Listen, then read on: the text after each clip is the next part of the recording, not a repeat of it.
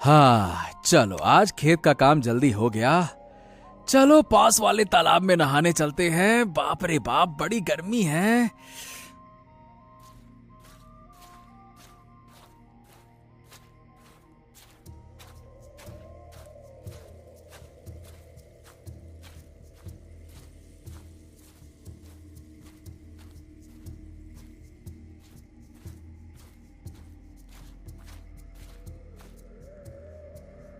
हैं? ये क्या हो गया? ससुरा, ये तो तालाब सूख गया। ये कैसे हो सकता है? अच्छा, अब समझा। ये इतनी गर्मी पड़ रही है, इसी के कारण ये हुआ होगा। हाँ, अब ये तो होना ही था।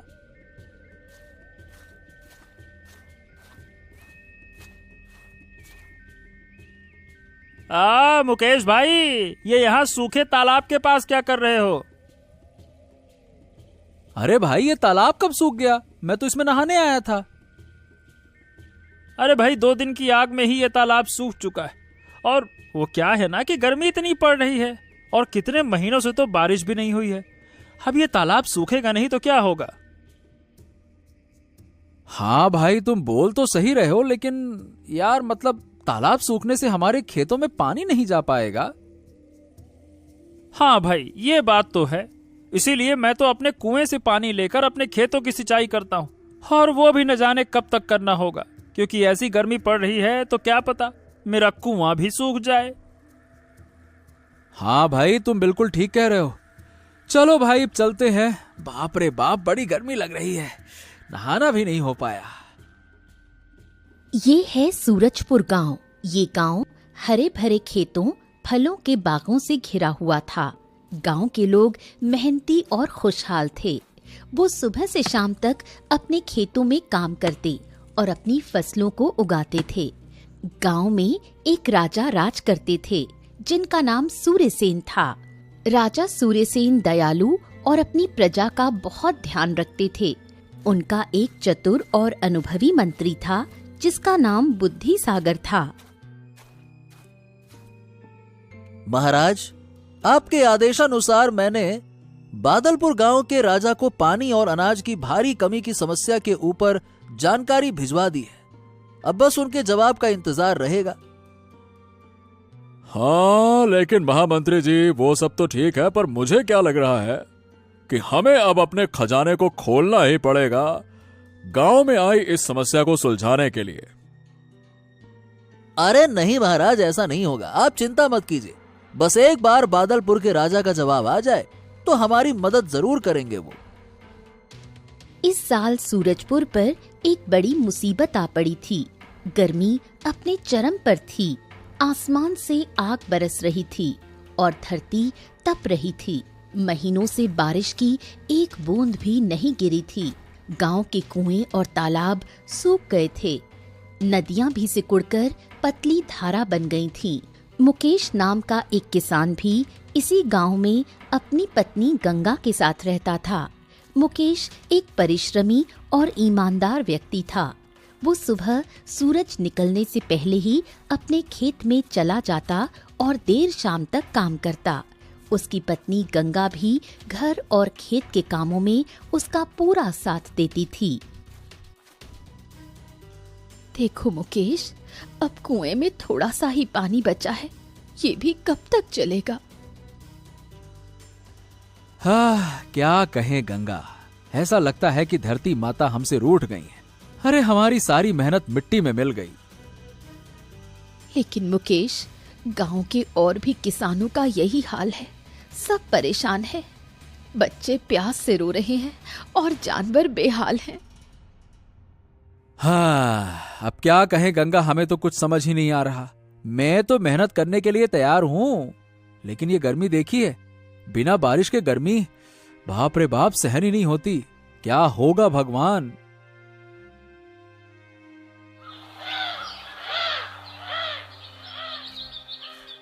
अरे रत्नाकर चाचा, अब आप ही बताओ, क्या होगा इतनी गर्मी में हमारा? गर्मी से तो अब गांव के बच्चे भी बेहाल हो गए हैं। बाप रे बाप। हाँ भाई, ऊपर से फसल बर्बाद होने के कारण बाजार में सब्जियों के दाम भी बढ़ गए हैं।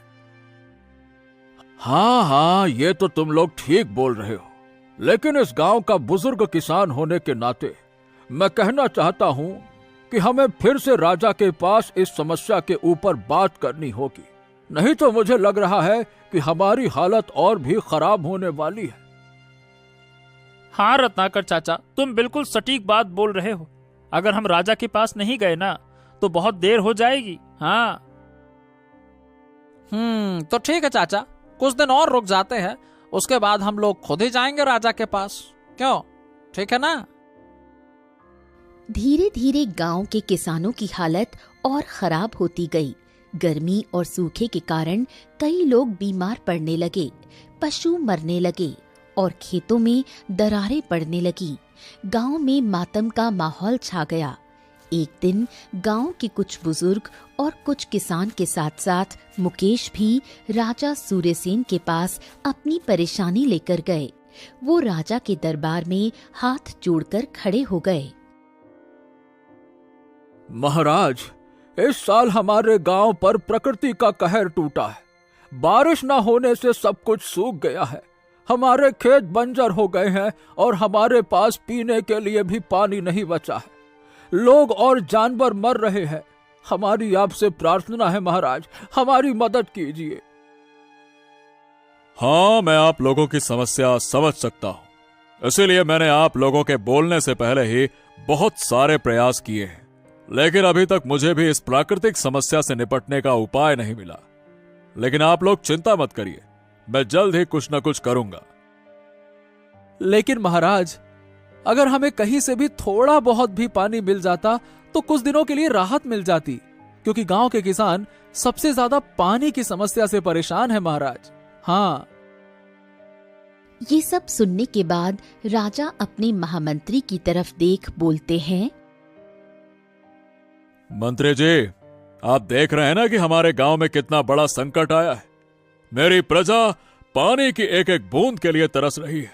अब हमें कुछ करना होगा, कोई ऐसा उपाय ढूंढना होगा जिससे इस सूखे की समस्या को हल किया जा सके।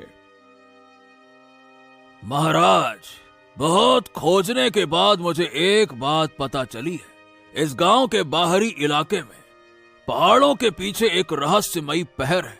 वहां पर कई सिद्ध और ज्ञानी ऋषि मुनि तपस्या करते हैं।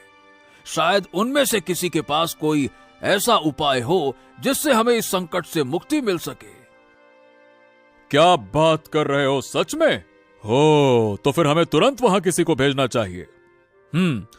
सुनिए, तो जो भी जंगल से होते हुए उस पहाड़ में जाकर किसी ऋषि मुनि से बात करके गांव के लिए पानी लाने का कोई उपाय या कोई जादुई वस्तु लेकर आएगा, मैं उसे बहुत सारा धन और सम्मान दूंगा। लेकिन महाराज, वहां जाना इतना भी आसान नहीं है, क्योंकि उस पहाड़ का रास्ता बहुत कठिनाइयों से भरा हुआ है। जंगल के रास्ते से होकर जाना होता है और वहां खतरनाक खतरनाक जंगली जानवर होते हैं महाराज। हाँ, ये बात आपकी ठीक है। अब हमारे पास इसके अलावा कोई उपाय भी तो नहीं है मंत्री जी। इसीलिए हमें गांव के सबसे बहादुर और निडर व्यक्ति की जरूरत है जो उस पहाड़ पर ऋषि मुनि से बात करे। राजा ने तुरंत पूरे गांव में ये घोषणा करवाई कि जो भी व्यक्ति पहाड़ों के उस रहस्यमयी पहर में जाकर किसी ऋषि मुनि से मिलकर गांव के लिए कोई जादुई वस्तु या पानी लाने का उपाय खोज कर लाएगा, उसे राजा की ओर से ढेर सारा इनाम दिया जाएगा। गांव के कई साहसी युवक राजा की घोषणा सुनकर उस पहर की ओर जाने के लिए तैयार हुए, लेकिन वो पहर बहुत खतरनाक माना जाता था। घने जंगल, ऊंचे पहाड़ और जंगली जानवरों के डर से बहुत कम लोग ही वहां जाने की हिम्मत कर पाते थे। लेकिन जैसे ही मुकेश ने जब राजा की घोषणा सुनी, अगर मैं उस पहर में जाकर किसी ऋषि मुनि से मिलकर कोई उपाय ला सकूं, तो ये तो मेरे गांव और मेरे लोगों के लिए बड़ा अच्छा होगा, उनकी जान बच जाएगी। हाँ ठीक है, चलो मैं चलता हूं उन महान ऋषि मुनि से मिलने। तभी मुकेश अपनी पत्नी गंगा को सारा कुछ बताने पहुंच जाता है। गंगा, मैंने राजा की घोषणा सुनी है। मैं उस पहर में जाकर किसी ऋषि मुनि से मिलने और गांव के पानी का कोई उपाय ढूंढने का सोच रहा हूं। क्या तुम ये क्या कह रहे हो? वो पहर बहुत खतरनाक है। वहां जंगली जानवर और अनजान खतरे हैं। मैं तुम्हें अकेले वहां नहीं जाने दूंगी। अब गंगा, देखो, मैं जानता हूं कि तुम्हें मेरी चिंता होगी, लेकिन मुझे यह भी पता है कि हमारे गांव के लोग किस हाल में हैं। देखा है ना, बच्चों की प्यासी आंखें मुझसे देखी नहीं जाती। अगर मैं कोशिश ना करूं तो भी मैं कभी खुद को माफ नहीं कर पाऊंगा, और मुझे विश्वास है कि ईश्वर मेरी मदद करेंगे। मैं तुम्हें नहीं रोकूंगी, लेकिन अपना ख्याल रखना और जल्द ही लौट आना।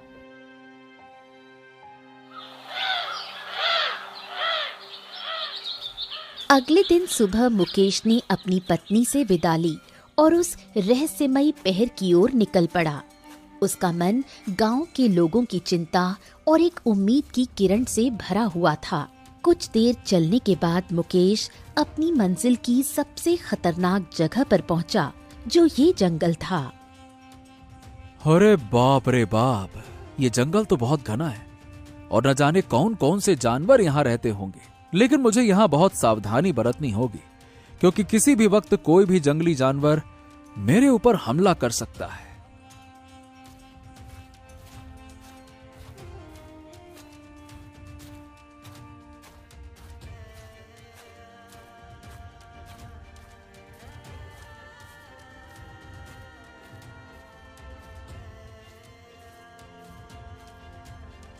हाँ, चलो यहाँ थोड़ी देर आराम कर लेता हूँ। बहुत तेज प्यास भी लगी है, लेकिन मेरे पास अभी तो थोड़ा सा ही पानी है। ठीक है, मैं काम चला लूंगा इतने पानी में ही।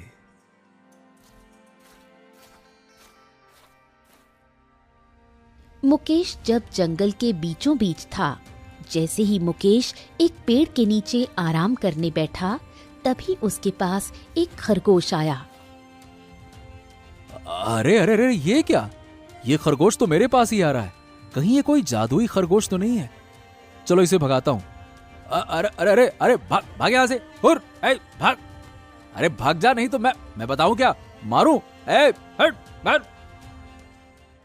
अरे नहीं नहीं नहीं नहीं दोस्त, मैं एक रहस्यमयी खरगोश हूँ और तुम्हें मुझसे डरने की कोई जरूरत नहीं है।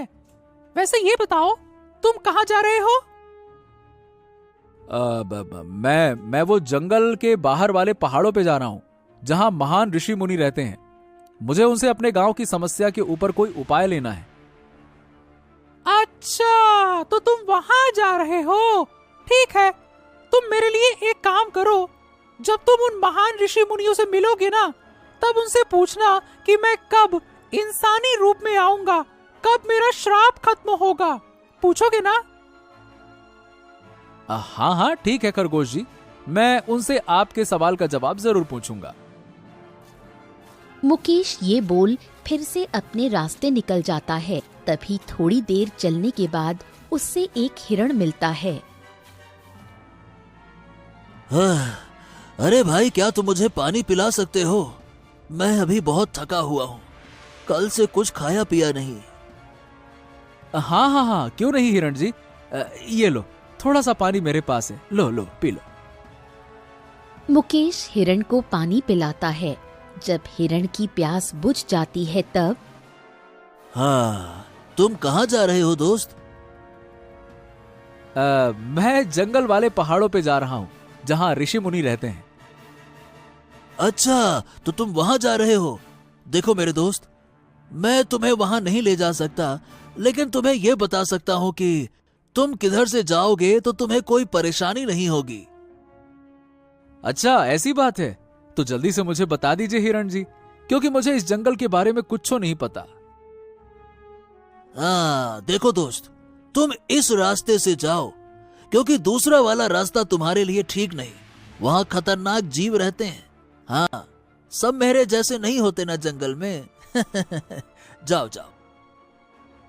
मुकेश के पास जो थोड़ा सा पानी था वो तो खत्म हो गया। लेकिन बदले में उसे पहाड़ों तक पहुंचने का सही रास्ता मिल गया था और अब मुकेश थोड़ा खुश होकर जल्दी जल्दी वहां जाने लगा। थोड़ी ही दूर जाने के बाद उसे एक बुढ़िया मिली जो जंगल में ही एक छोटी सी कुटिया के पास बैठी थी। अरे बूढ़ी माँ, आप यहाँ जंगल में अकेली क्यों बैठी हैं? बेटा, मैं यहीं रहती हूँ, लेकिन तुम कौन हो और कहाँ जा रहे हो? मुकेश बुढ़िया को सारी बातें बताता है और तब बुढ़िया बोलती है,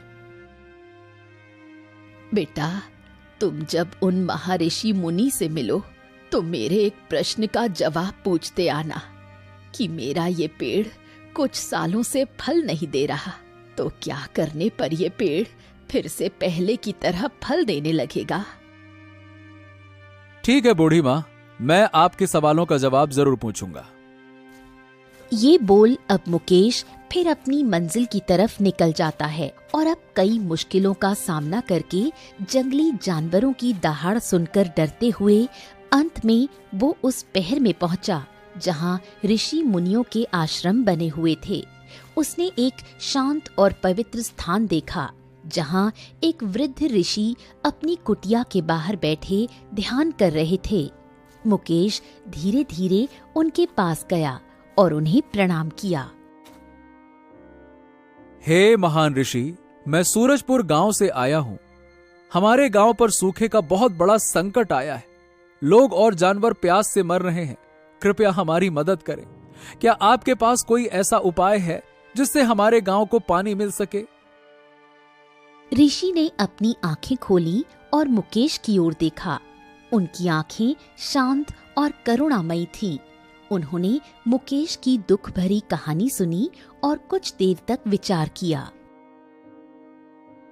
हे वत्स, मैं तुम्हारी पीड़ा समझ सकता हूँ।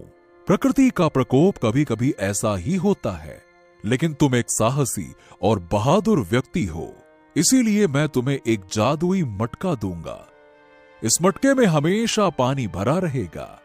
तुम इसे अपने गांव ले जाओ और इसका पानी सभी लोगों और जानवरों को पिलाओ। लेकिन याद रखना, इस मटके का पानी कभी भी व्यर्थ नहीं करना। ऋषि ने अपनी कुटिया के अंदर से एक छोटा सा मिट्टी का मटका निकाला। वो देखने में साधारण लग रहा था, लेकिन उसमें एक अद्भुत शक्ति छिपी हुई थी। ऋषि ने वो मटका मुकेश को दिया। हे महान ऋषि, आपका बहुत बहुत धन्यवाद। आपने हमारे गांव पर बहुत बड़ा उपकार किया। लेकिन मुझे आपसे 2 सवालों का जवाब चाहिए। पहला ये कि जो रास्ते में मुझे एक खरगोश मिला था, उसका श्राप कब खत्म होगा और कब वो इंसानी रूप में वापस आएगा? और दूसरा, मुझे बूढ़ी माँ मिली थी, उनका वो पेड़ कब उन्हें फल देना चालू करेगा? बिल्कुल बालक, देखो, तुम उस खरगोश से बोलना कि जब उसे कोई लोभ रहित व्यक्ति स्पर्श करेगा तब वो अपने इंसानी रूप में वापस आएगा। और वो बूढ़ी जब अपने पेड़ से फल की चिंता ना करते हुए उसे रोज मन से पानी देगी और उसकी देखभाल करेगी, तब उसका वो पेड़ खुद ब खुद फल देने लगेगा। मुकेश ने ऋषि से सारे प्रश्नों के जवाब लिए, उन्हें बार बार प्रणाम किया और उस जादुई मटके को लेकर खुशी खुशी अपने गांव की ओर रवाना हुआ। थोड़ी देर बाद जब वो जंगल में आया तो उसे वही बुढ़िया मिली। बेटा, क्या तुम मेरे प्रश्न का जवाब ले आए? हाँ बूढ़ी माँ, मैंने महान ऋषि से आपके बारे में पूछा तो उन्होंने कहा कि आपको अपने पेड़ से फल की चिंता ना करते हुए उसे रोज पानी और उसकी देखभाल करनी है। ये पेड़ आपको एक दिन जरूर फल देगा। बस यही कहा उन्होंने। ये सुन बुढ़िया खुश हो गई और मुकेश अपने मटके के साथ गांव की तरफ चला गया। जैसे ही वो गांव पहुंचने वाला था, वहां उसे वो खरगोश मिला। दोस्त, क्या तुम मेरे सवाल का जवाब ले आए? हाँ दोस्त, महान ऋषि ने बोला है कि जब तुम्हें कोई लोभ रहित व्यक्ति स्पर्श करेगा ना, तो तुम खुद ब खुद इंसानी रूप में आ जाओगे। अच्छा, तो दोस्त तुम ही एक बार मुझे स्पर्श करो ना, मैंने तुम जैसा व्यक्ति आज तक नहीं देखा। हाँ। तभी मुकेश उस खरगोश को छूता है। मुकेश के छूते ही वो खरगोश एक इंसानी रूप में आ जाता है। ये व्यक्ति मुकेश को धन्यवाद बोल वहाँ से चला जाता है और मुकेश भी अपने गांव की तरफ निकल जाता है।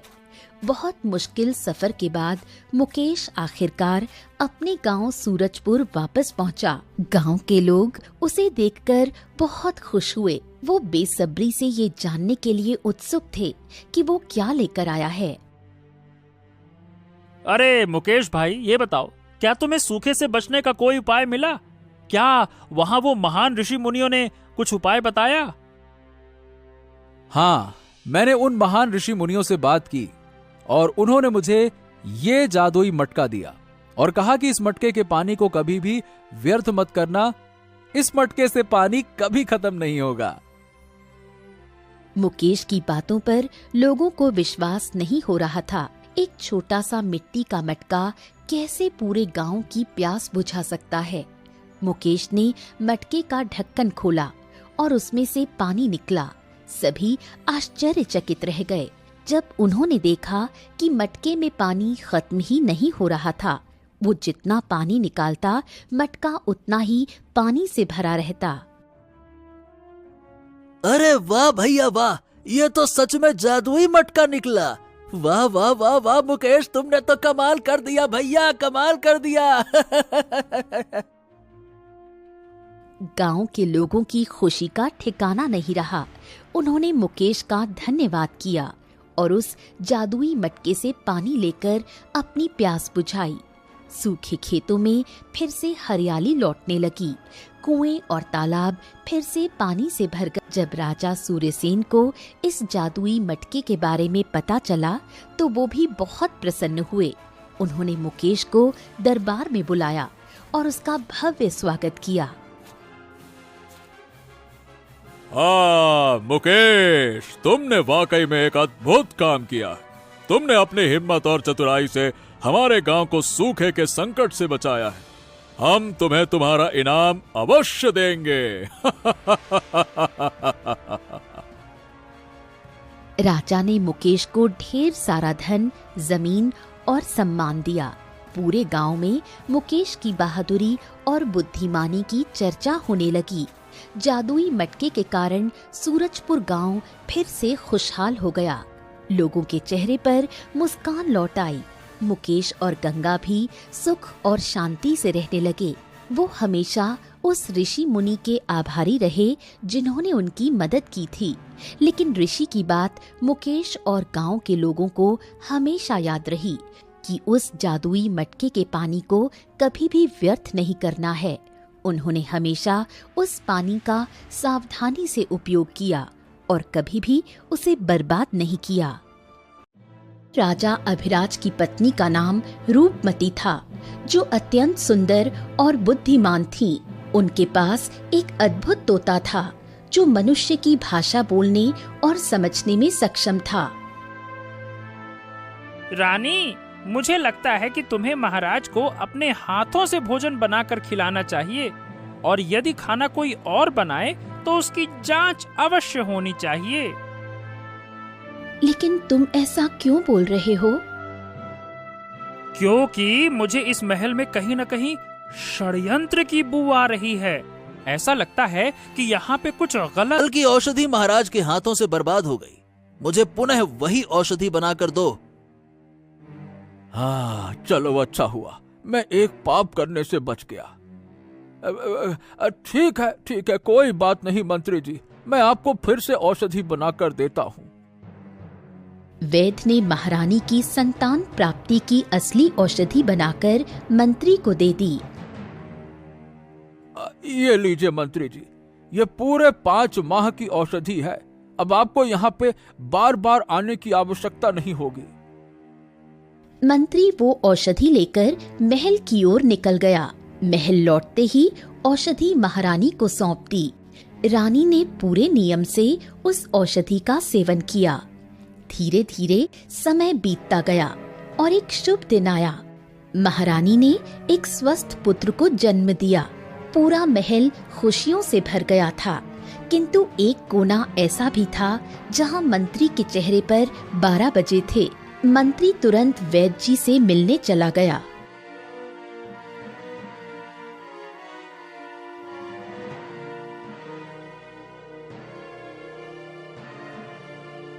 तूने मुझे धोखा दिया वैद्य, चालबाज कहीं के। मैंने तुझसे रानी के बांझ होने की दवा मांगी थी और तूने संतान प्राप्ति की औषधि दे दी। मंत्री जी, मैंने आपका आदेश मानने से इनकार किया क्योंकि वो पाप था। अब आप जो भी सजा देना चाहें बेहिचक आप दे दीजिए, मैं तैयार हूँ। मंत्री तलवार निकालकर वैद्य पर झपटा। राजू, देखो देखो, मंत्री ने तलवार खींच ली है। अब बहुत हो चुका, जल्दी से कुछ करो। अब अपनों की रक्षा के लिए जान की बाजी लगानी ही पड़ेगी।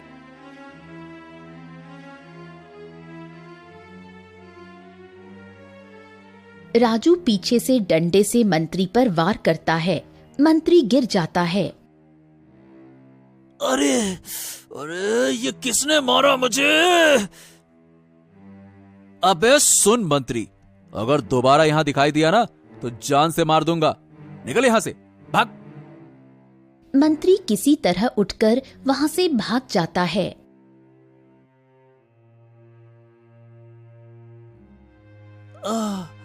महाराज, मैं वैद्य को स्वर्ण मुद्राएं देने ही जा रहा था कि एक लुटेरा रास्ते में मिल गया। उसने मुझसे स्वर्ण मुद्राओं की थैली छीन ली और देखिए, मुझे बुरी तरह से पीटा भी है। अरे रे! क्या? ये क्या बात कर रहे हो? किसी ने तुम्हारे साथ ऐसा दुस्साहस किया? सैनिकों, जाओ और उस लुटेरे को पकड़कर मेरे सामने लेकर आओ। सैनिक राजू को पकड़कर दरबार में लाते हैं। उधर तोता राजू को जंगल में सब जगह खोजता है। क्या तुम ही वो लुटेरे हो जिसने मेरे मंत्री से स्वर्ण मुद्राएं छीन ली? महाराज, मैं कोई लुटेरा नहीं हूँ, बल्कि मैं तो आपकी और आपकी महारानी की रक्षा कर रहा हूँ। मैंने मंत्री को रोका, उसके लिए क्षमा करें महाराज। किंतु मंत्री जी वैद्य जी की हत्या करने जा रहे थे, मुझे मजबूरन उन पर हमला करना पड़ा। ए लुटेरे युवक, क्या तुझे जरा सा भी भय नहीं था कि तूने किस पर हमला किया? अरे मेरे ही नगर में रहकर लूटपाट करता है और मेरे ही महल में खड़ा होकर झूठ बोलता है। सैनिकों, इसे ले जाकर कारावास में डाल दो। ले जाओ। उधर तोता राजू को बहुत खोजता है, लेकिन राजू कहीं नहीं मिलता। फिर तोता उड़ता हुआ रानी के पास आ पहुंचता है। तुम आ गए, मैं तुम्हें देखकर खुश नहीं हूँ। जाओ, लौट जाओ अपने मित्र तोतों के पास। प्रिय रानी, मैं किसी तोते के पास नहीं गया था, बल्कि उस दुष्ट मंत्री ने मुझे घायल करके जंगल में फेंक दिया था। मेरे पंख काट दिए थे उसने। मेरी रक्षा राजू नाम के लड़के ने की, जो पता नहीं कहाँ इस वक्त कहीं गुम हो गया है।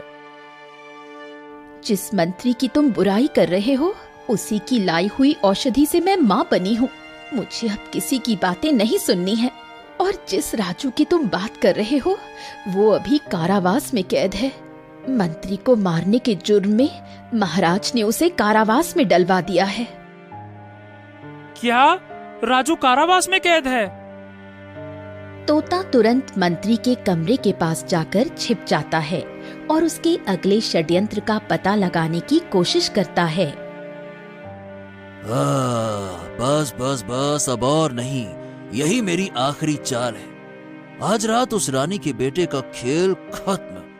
उसके बिस्तर के नीचे छुपा होगा मेरा हथियार, एक जहरीला सांप, और इस बार कोई भी मुझे रोक नहीं पाएगा। तोता घबराकर फड़फड़ाता है और तुरंत उड़कर राजा के पास जाता है। महाराज, महाराज जल्दी कीजिए, मंत्री आज रात रानी के पुत्र की हत्या करने जा रहा है। वो सांप लाकर शयन कक्ष में छोड़ने वाला है। हाँ। क्या? ये क्या बकवास कर रहा है तू? अगर तेरी बात झूठ निकली तो याद रखना, तुझे भी कठोर दंड मिलेगा। नहीं नहीं नहीं नहीं महाराज, आप स्वयं छिपकर देख लीजिए। आज रानी और आपके पुत्र की रक्षा केवल आप ही कर सकते हैं। आपके खिलाफ आपके अपनों द्वारा ही षड्यंत्र रचा जा रहा है। ये तू क्या बकवास कर रहा है तोते? अबे तू तो उड़ गया था ना, फिर वापस क्यों आया? महाराज, मैं कहीं नहीं उड़ गया था। वो मंत्री ही है जिसने मुझे घायल करके मतलब मारकर जंगल में फेंक दिया था, और अब वही मंत्री आपके पुत्र को मारने की साजिश रच रहा है। अच्छा, लेकिन उस मंत्री की वजह से ही तो मेरा पुत्र जन्मा है, तो वो उसे क्यों मारेगा? आप खुद चलकर देख लीजिए महाराज। आज शाम वो एक विषैला सर्प रानी के कक्ष में छोड़ने वाला है। अगर मेरी बात गलत निकली तो मुझे मृत्यु दंड दे दीजिएगा। ठीक है, चलो देखते हैं, चलो।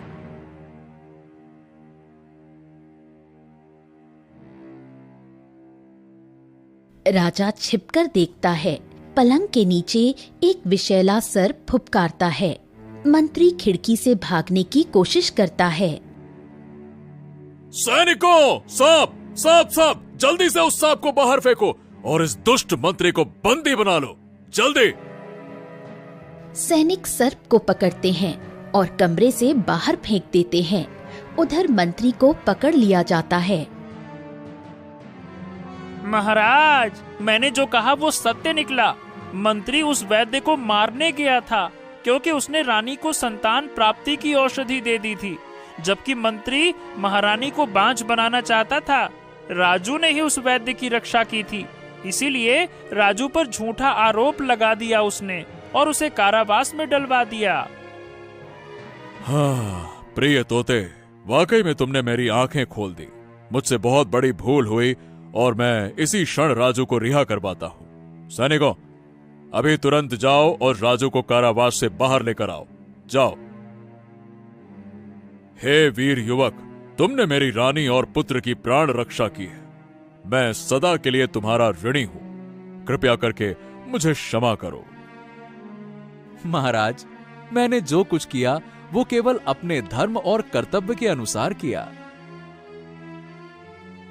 सैनिकों, राजू को सम्मान पूर्वक राजमहल से विदा किया जाए और इसी के साथ ही राजू को 100 स्वर्ण मुद्राएं, वस्त्र, आभूषण और भूमि दी जाए।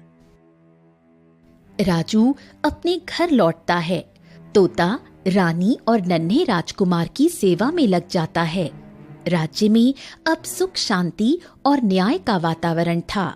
धूर्त मंत्री को बंदी गृह में डाल दिया गया और राजू एक साधारण युवक, सच्चाई और साहस का प्रतीक बन गया।